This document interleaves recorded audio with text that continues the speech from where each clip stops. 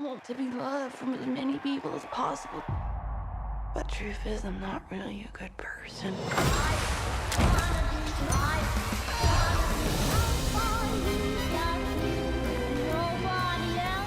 But now, chat, I want to go ahead and I want to move on to my review for Pearl, which is a sequel prequel to another horror film that came out this year, chat, funny enough, X, directed by Ti West. Now, for those of you who don't know the premise of this movie, it focuses on the titular villain of the previous film, X, chat, Pearl, and it's set in 1918 Texas during the Spanish flu epidemic and also during World War I. Pearl, she's a young woman of two immigrant parents living in Texas, chat, working on their homestead. But, you know, she's dealing with various issues, chat. Obviously, the fact that she's insane and murderous, chat, but she just wants to be a star. She wants to be an actress, chat.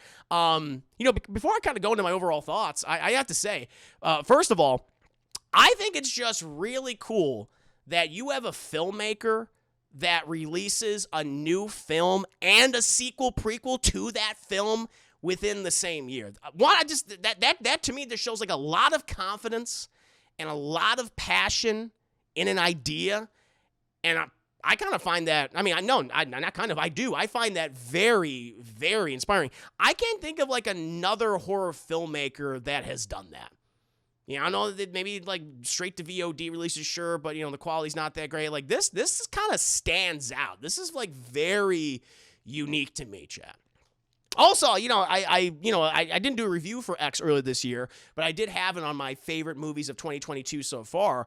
I just want to say, you know, before I move forward on my rest of my thoughts with Pearl, I think X is just a damn good horror slasher with a great aesthetic. You know, reminiscent of something like, you know, Texas Chainsaw Massacre or the town that dreaded sundown. I mean, yeah, that movie was just like, God, it was like a kick in the goddamn leg, chat. Loved it. And this is overall has been, I think, a fantastic year for horror. And Pearl really, you know, adds to that, chat. And speaking of aesthetic, the aesthetic of Pearl also just kind of stunningly stands out to me. You know, I love that because it's very different than X. I love that old school Technicolor look that kind of makes it look like, you know, we're just talking about like a Disney film, like an old Disney film from, you know, the 1950s or 60s. And it's just it just happens to be also like a very fucked up, very bloody, very murderous Disney film. And the color scheme to me, even like how the movie opens, and there's so many scenes that it just pops. And it also just makes, like, you know, a lot of the blood and the kills, like, really stand out in the movie. I think that's really cool. And also, you know, while X, I think, mostly takes place at night, there are obviously a lot of, you know, daytime shots and daytime scenes. This is actually mostly set during the day, which I think is deliberately on purpose from the filmmakers to make it kind of just more uncomfortable and also, like, certain situations, like, unexpected. So when something does, you know, very violent happen, it's like, oh shit, it's even more of a surprise. The other thing that I really liked about it, it's also a really conversational film. It takes its time to explore a number of its characters, particularly, you know, obviously, you know, with Pearl, played by Mia Goth, who's having an amazing year so far. And I also like that they explore her relationships with other characters. I'll get into more details about that. You know, like you really get to know like a number of them. And when inevitably something bad happens to them, and a lot of bad things happen to these people in this movie, you actually feel something. Like that's always been like one thing that's bothered me about a lot of horror filmmakers is that they treat their characters just like meat. They're just there. They're just there to be slaughtered and to be gutted and to be cut into pieces. I mean, that's what they're there for most of the time. And they make them purposely unlikable and shitty. And so when they do die, it's like, well, I'm glad they're dead. But I like that Ti West, and the same thing with X, and the same thing here too. These people, even though you might not like all of them, some of them might be like bad people, you know, but they're developed and they're interesting. And a lot of these other people are good. And bad things happen to some of these good people in this movie. They're just not meat. They happen to be developed characters being turned into meat, and I really, really like that. I really respect that because there's so many horror filmmakers that just don't give a shit. They put in the bare minimum. You know, someone like a Fede Alvarez. He constantly does that. Or who's that guy that did that cannibal movie and he did those torture porn films? Not Saw. Oh shit, Hostel. Eli Roth. Like, Eli Roth is one of those guys where he doesn't write characters. He puts meat in his movie and he chops up that meat. That's what this does. And Ty West he doesn't do that. He didn't do that for this film. Also, I wanted to point out, you know, we're going to, because I want to talk about these characters, especially Mia Goth. Mia Goth also has a screenwriting credit. She co-wrote this alongside Ty West, and I was like, damn. And she does a great job, because that's the thing is, like, this is her movie. Obviously, because it's her goddamn name. But I don't know, because, you know, all these award fucking shows and these various academies and associations, so often they are very, very dismissive of genre films and of horror in particular. But, you know, I hope that Mia Goth does get recognized, because she does deserve some award recognition this year for her performance as Pearl, and as the various characters she's played in these other movies. She had also in X, she plays 2 different characters, and apparently they're doing a 3rd film now called Maxine with, you know, 3 X's in it, chat, which is supposed to come out later this year. So it's going to be the X, the X trilogy, which I think is very fun. No, she's astounding. She's great. I anytime that she's on screen, she just makes you feel uncomfortable. The way in which she talks to people, like, it's always seemingly like a little, it's somewhat awkward, but then it kind of becomes sweet, and then it gets kind of terrifying again. Like, I think there's even, literally, you can even see in they have showcased a little bit of this in the trailer, where she's like, I just wish my parents were dead. Everyone could go like, wait, what? She's like, and she doesn't even realize what she's saying. And I love that. There's this sweet saccharine nature, and just underneath the surface is just this personality of a fucking rageful murderer, this horny, rageful murderer, chat, and she's great. And there's a lot of scenes when you're mostly just with her, or a lot of talking. I think, you know, and that might be a turnoff to some people. This is, like I said, this is a very conversational movie, and a lot of the dialogue and the back and forth between characters, it reminded me of Mike Flanagan, and how he likes to have his characters, you know, talk quite a bit, whether it be something like in Dr. Sleep, or even in Haunting on Hill House, you know, certainly the first season, which I'm more familiar with, or most recently something like with Midnight Mass, and I kind of like that. I like that they were conversation, because again, these people felt more developed, and you got a greater sense of the relationships, and so when things escalate, it's like, well, now it makes sense because of how these people were talking to each other and how they were treating each other. And, you know, the scenes with Mia Goth where she's mostly on screen are great. You do have other characters in this movie. You have this character, I don't even think he gets a name.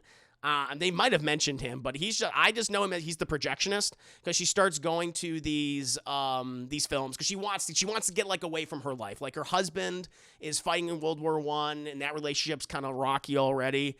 You know, she's living back with her parents on the farm, and, like, her father, I think he suffered like a stroke or something, and he's basically paralyzed now, and doesn't seem to be all there. And the mother is just berating her constantly. It's just very verbally abusive towards it. It makes sense as to why she is the way she is, honestly, chat. Not a very happy child, not a very happy upbringing. But she kind of finds solace in films and wanting to be a star, and she meets this projectionist who, you know, basically introduces her to all these kind of like smut European films, chat, like these pornographic films. She develops a relationship with him. This guy's played by David Corenswet. Hope that's how you say his name. I'm not too familiar with him, but he does a great job. I really like the scenes between him and Pearl. They're great. They're really good. And then you also have Pearl's mother, played by, I believe it's, oh God, do I have the name up here, chat? I think her mother's name is Ruth in the movie. Yeah, Ruth. And she's played by Tandi Wright. Great. Honestly, I can kind of see why Pearl ended up the way she did, because if you had a mother like that, holy hell. You would be driven to be a psychopath, I think, eventually, chat. So much of this scene is just the constant, the berating. She's just some very mean cold woman, chat. And she nails it. And she nails it. And then you also have this other character in the movie is Mitzi, who is pretty much like the girl that Pearl wants to be. That's like her cousin, like her wealthy cousin.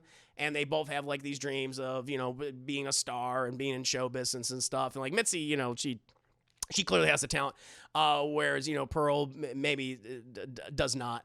I like that relationship, and I like where that eventually goes, and it culminates in this it's the last big thing that kind of pushes Pearl to be the character that we eventually see her in X. And the thing that's kind of cool about this is like I like that this is a prequel sequel, because the thing is you can just go in and watch this movie just by itself, and I think you'd be fine. Like there's nothing where it's like, oh well, you wouldn't understand if you didn't see X. Like if you missed it, you can enjoy this film like in its entire capacity. But if you had watched X as well, I think it does add a number of things to it. And it's like, oh, okay, this explains kind of why she is the way she is in that movie, and why she's so goddamn horny all the time. It's like these cool little connections, chat. So, but it works by itself as well. It's a hell of a fucking film. It's also very well paced. I think it's like under 2 hours. I think it's like hour 40, hour 45 or something like that. So it's very nice. But yeah, Jay, that's the thing about it. This is yet another great horror film that's come out this year. Even though it has this, very familiar aesthetic reminiscent of older films made of Technicolor back in the day, like those Disney movies I brought up to, which I think is very much on purpose to kind of put you into like, oh, I'm familiar with these kind of movies, and like, oh, surprise you later on. The fact that it applies that look to a psychological slasher film makes it really just fresh and memorable to me. And I like Mia Goth's performance, I think is what is one of the best of the year. That's like coupled with what she did in the first film. I mean, with this, it's like kind of I mean, what she brought to all three of her roles, I suppose, across these two movies. It's like, wow, she has an enormous amount of talent, and it just makes me even curious to see what she'll do in that third film as her other character. That's all I'll say. But yeah, chat, I think this is great. If I were to give this like a rating on the double toasted scale, I'd probably give this is a full price. This is another full price movie, Jay. This has been a great year for horror, both X and Pearl, and most recently Barbarian. Pearl, probably, at the moment, all three of those movies are probably on my top 10 list for this year, chat. So I highly recommend checking it out. I think you should do yourself well to watch this movie. And again, you don't even have to watch X. You don't even have to see X beforehand to check this out. But I do think X is also worth seeing, Chad. That's my thoughts about you guys. I want to go into spoilers quite yet. I want you to save it free. I want you to experience this, Chad. I want you to be surprised, of course. But what do you think of Pearl? Did you like it? Did you not like it? Let me know.